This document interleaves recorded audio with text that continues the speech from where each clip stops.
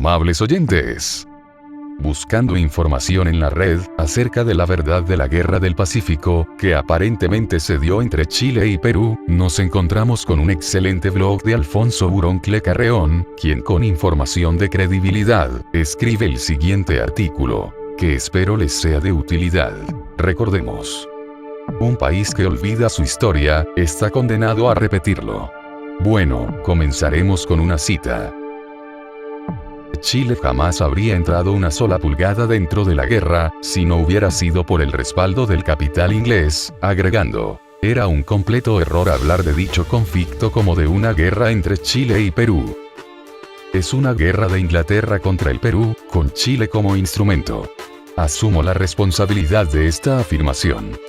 James G. Blaine, secretario de Estado de los Estados Unidos en el año 1881, así se expresó en el Senado durante el mandato del presidente James Garfield. El 30 de enero de 1882, el mismo James G. Blaine, en declaraciones al diario The Washington Post, habló sobre las relaciones de Inglaterra y Chile en la Guerra del Pacífico, y declaró que esa república consiguió de Inglaterra acorazados y material de guerra.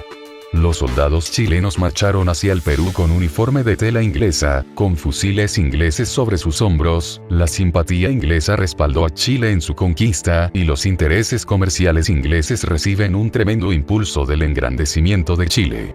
Seguidamente, al referirse a las transacciones que Chile buscaba en ese entonces con Inglaterra sobre el salitre y guano peruanos, expresó: banqueros ingleses proveerán el dinero, comerciantes ingleses efectuarán los negocios, buques ingleses cargarán los productos.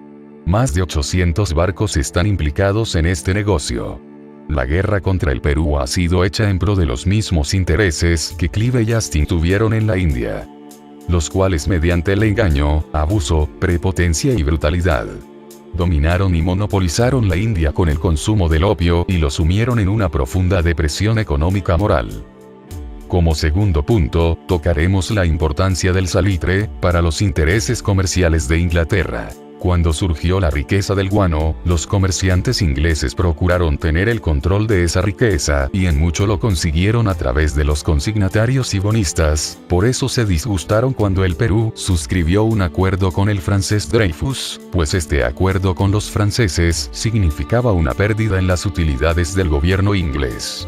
En Tarapacá se estatizó la comercialización, lo cual estuvo en contra de sus proyectos. En cambio, Chile les dio todas las facilidades. Frente a esa situación, Inglaterra decidió que Chile, por ser quien le daba mayores ventajas, fuera elegido para manejar las riquezas, y comenzaron a fraguar excusas para desacreditar al gobierno peruano, como la inestabilidad del gobierno peruano, sus frecuentes golpes militares, su seriedad en cumplir compromisos como el no pagar la deuda, que es monopolista, y por último, país de indios que no merecen mayor respeto.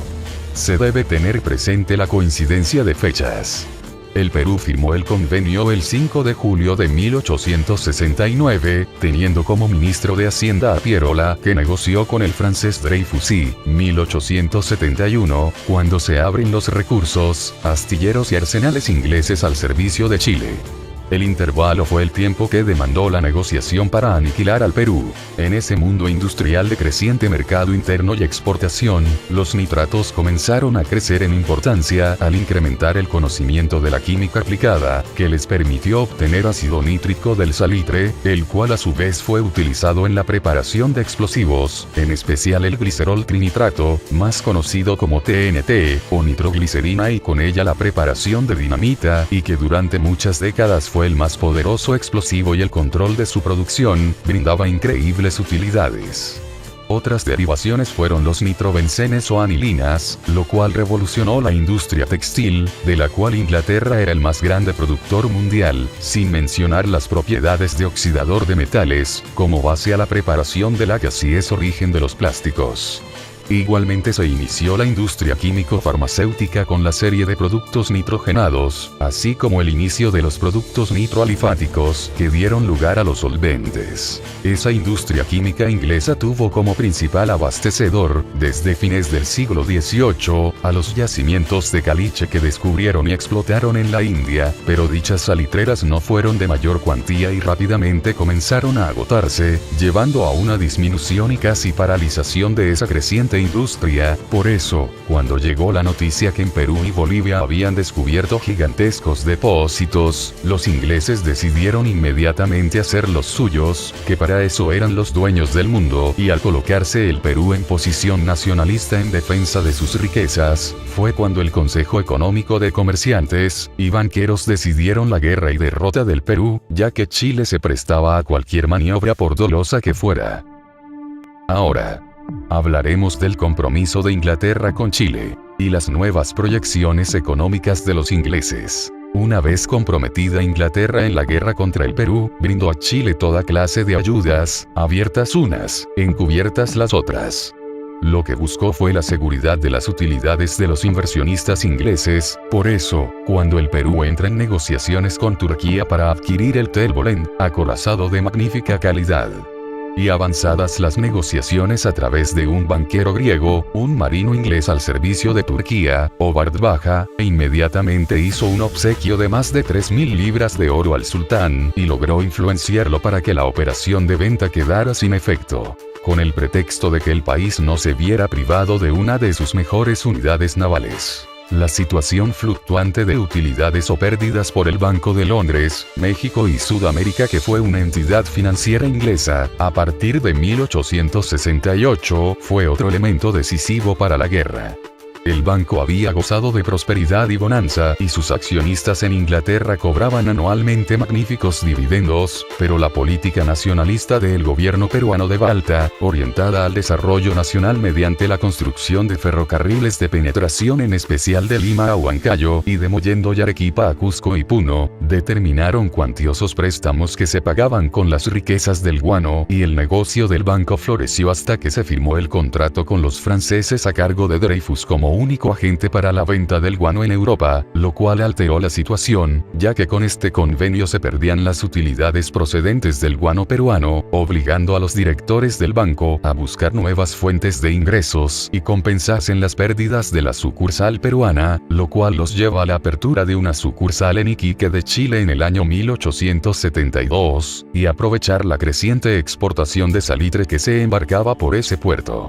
Seguidamente aperturaron otra sucursal en Valparaíso. Al margen de las intrigas anglo-chilenas, fueron los sucesivos gobiernos peruanos los que forjaron y desencadenaron la ruina del Perú, pues con su actuar carente de rectitud y cumplimiento de los compromisos contraídos, fueron labrando el descrédito del país ante los gobiernos y fuentes crediticias extranjeras, en especial las anglo-francesas, al haberse perdido toda credibilidad, por los desaciertos, engaños y dualidad de comportamiento que en forma irresponsable realizó el gobierno y sus agentes, llegándose al momento que nadie les creía, y para resarcirse del dinero comprometido en sucesivos préstamos, ofrecieron ayuda a Chile para que les devolviera el capital e intereses que el Perú no podía cancelar, y por el contrario, la deuda incrementaba al ser imposible por parte del gobierno peruano poner en orden la hacienda pública y estimular otras fuentes de riqueza, y el país se desenvolviera dentro de una ordenación fiscal que estabilizara el gasto en armonía a los ingresos.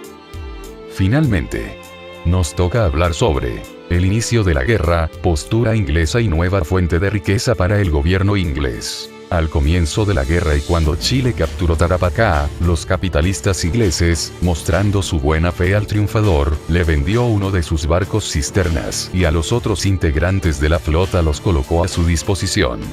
Al mismo tiempo se asoció con Robert Harvey, quien desempeñaba el cargo de inspector general de nitratos del gobierno peruano. Harvey inmediatamente se puso a órdenes de Chile y conservó el cargo. El tercer socio fue John Dawson, que en varias oportunidades fue el gerente del Banco de Londres, México y Sudamérica en Lima, así como Iquique y Valparaíso. En 1879 estaba de gerente en Valparaíso. En esa forma Nord logró tener en sus manos la magnífica información que sobre salitre y salitreras le proporcionaba Harvey y el dinero del banco por medio de Dawson. Incluso este último trató que el banco adquiriera bonos y acciones, en especial aquellas que aún pudieran encontrarse en Lima. Como el desarrollo bélico se presentara por demás favorable, el gobierno chileno, cumpliendo su compromiso con el gran capital inglés y sus socios, en Santiago, el 11 de junio de 1881, por decreto reconoció la plenitud de los derechos de los propietarios de minas, bonos y acciones. Harvey, que pasó de un gobierno a otro con el mismo cargo de inspector general, conoció anticipadamente la intención del gobierno chileno de reconocer la propiedad de los bonos. Entonces, con sus socios, incrementaron las compras por las cuales pagaron centavos y, al darse el decreto, resultaron dueños de inmensas cantidades de salitreras, por lo cual, en forma inmediata formaron diversas compañías en Londres para la explotación conjunta de la nueva riqueza, o venderles las salitreras a precios magníficamente encarecidos, iniciándose el auge increíble de las transacciones de salitre en la bolsa londinense. En 1886, quedaron tres grandes empresas dueñas del salitre, las tres organizadas por Nord: Compañía de Nitrato de Liverpool, Compañía de Nitrato Colorado y la primitiva Compañía de Nitratos. En 1888, se hicieron dueños de la mayor parte de las acciones de la Compañía Ferrocarrilera de Nitratos que, al ser la única, usufructuó a su antojo el monopolio. Posteriormente fundaron el Banco de Tarapacá y Londres, que resultó el centro bancario en el negocio de nitratos. Como corolario de esta situación, cuando el presidente chileno Balmaceda trató de nacionalizar la riqueza salitrera, como lo hizo el Perú, los ingleses fomentaron y financiaron una revolución en Chile, que lo llevó a suicidarse en 1891. Gracias por la atención.